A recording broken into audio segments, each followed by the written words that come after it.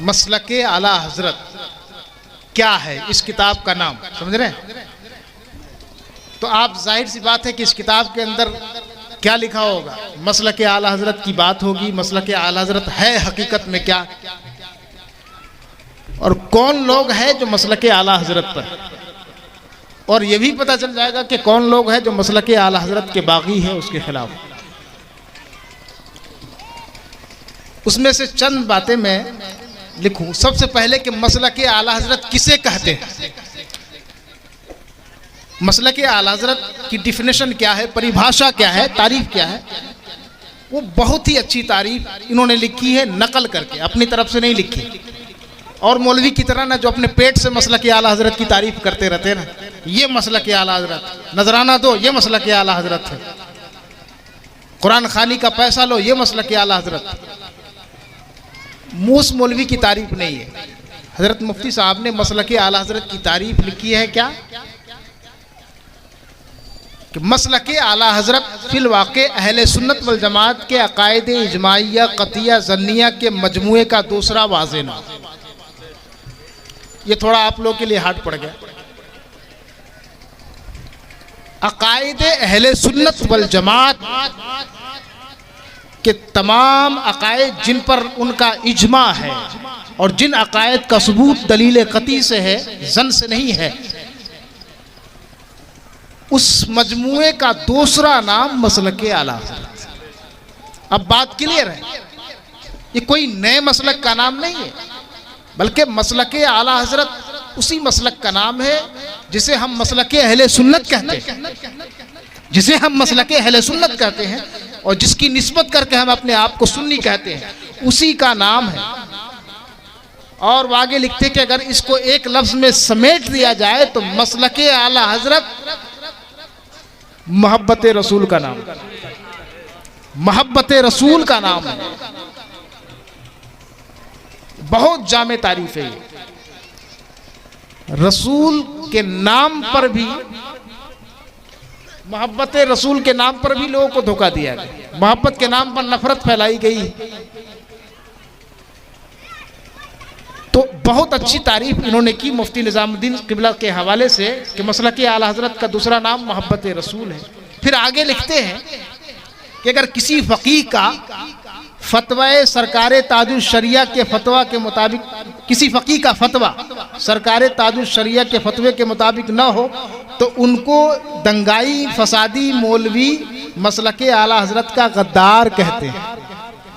बहुत पते की बात, हजरत ताजुल शरिया अख्तर रज़ा खां अज़हरी अलैहिर्रहमा बरेली शरीफ के, जो फिलहाल उनका विसाले पुरमलाल हुआ, अहले सुन्नत और खानवादे आला हजरत की बड़ी अजीम शख्सियत थी, लिखते हैं हवाले के साथ कि अगर किसी मुफ्ती साहब का फतवा उनके फतवे के खिलाफ, उन्होंने कुछ और कहा, मिसाल के तौर पर चलती हुई ट्रेन पर नमाज जायज़ है कि नहीं, तो उन्होंने कहा कि जायज़ नहीं, लेकिन कोई मुफ्ती साहब इस मसले में कहते हैं कि जायज़ है। अगर ऐसा फतवा दे दिया तो लिखते हैं कि अगर कोई मुफ्ती उनके फतवे के खिलाफ अगर फतवा देता है तो दंगाई मौलवी, लफ्ज़ बहुत उन्होंने इस्तेमाल, फसादी और दंगाई मौलवी, उसको मसलके आला हजरत का गद्दार कहते हैं।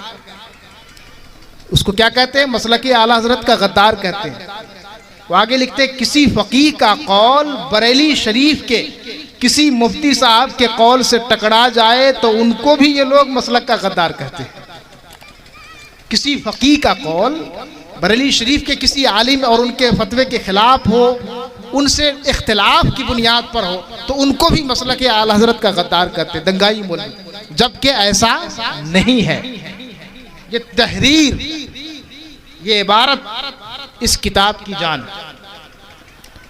और मसलके आला हजरत के अंदर कितनी वसअत है, कितनी गहराई है, ये किस मसलक का नाम है, उसको वाज़े करती है। हुजूर ताजुल शरिया अज़हरी मियाँ के फतवे के खिलाफ कोई मुफ्ती साहब हमारे अहले सुन्नत का फतवा देता है तो वो मसलके आला हजरत का गद्दार नहीं है, ये इल्मी इख्तिलाफ है। वो आगे इसको समझाया कि इनको कौन समझाए, सैकड़ों हजारों मसाइल में हमारे अइम्मा सलासा का इख्तिलाफ, हमारे अइम्मा सलासा का इख्तिलाफ है। और छोड़िए सबकी बात, ऊपर चलिए। इमाम आजम अबू हनीफा जिनके हम मुक़ल्लिद हैं, उनके दो बड़े शागिर्द इमाम मोहम्मद, इमाम अबू यूसुफ, ये उनसे इख्तिलाफ करते हैं अपने उस्ताद से, और उन्हीं को हम लोग पढ़ते भी हैं, किताबों के अंदर पढ़ाते भी हैं। तो क्या कोई कहेगा कि इमाम अबू यूसुफ इमाम आजम का गद्दार है, इमाम मोहम्मद इमाम आजम का गद्दार है? आज तक किसी ने नहीं कहा, बल्कि इस इख्तिलाफ पर लोगों ने उनकी तारीफ की है, चूंकि इल्मी इख्तिलाफ है।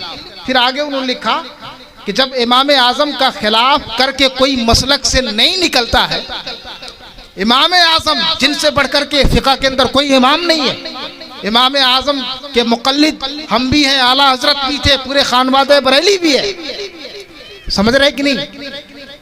कहते कि जब इमाम आजम का खिलाफ करके कोई मसलक से नहीं निकलता, तो फिर ताजुश शरिया का खिलाफ करके कोई मसलक से कैसे निकल सकता है? ये तो बहुत ही घटिया सोच है, दरीदा जहनी है, कोताह फहमी है कि इस तरह का तस्वुर बनाए हुए फला आलिम से इख्तिलाफ कर ले तो मसलक से गद्दार हो जाए।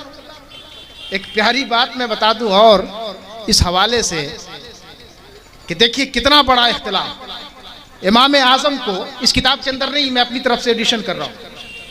इमाम आजम को हाकिम वक्त ने, खलीफे वक्त ने काजिल कुज़ात, चीफ जस्टिस का ओहदा दिया कि आप काजिल कुज़ात का मनसब अपनाइए। इमाम आजम ने उस मनसब को कबूल नहीं किया। काजिल कुज़ात का मनसब सबसे बड़ा मनसब होता था, आपने कबूल नहीं किया। यहाँ तक कि आप पर तशद्दुद किया गया, आपको जेल में भी डाला गया, जेल में डाल दिया गया। इमाम आजम इस मसलक पे, इस मसले में कि मैं काजिल कुज़ात नहीं बनूंगा, कितनी शिद्दत के साथ अमल कर रहे हैं।